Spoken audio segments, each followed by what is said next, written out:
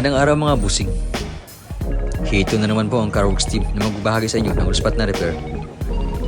Mitsubishi ASX po ang gagawin namin ngayon at Kalampag ang problema nito. Replacement of rack and pinion, suspension arm, tie rod, rack end at stabilizer link ang mga ginawa namin dito. Kalampag problem solved. Ang Car WorX po ay tungkol sa underchassis at power steering. Ang mga ina-upload naming videos ay tungkol lahat sa mga on-spot na mga trabaho namin. Baka po sa Car WorX mahanap ang solusyon ng problema ng iyong sasakyan.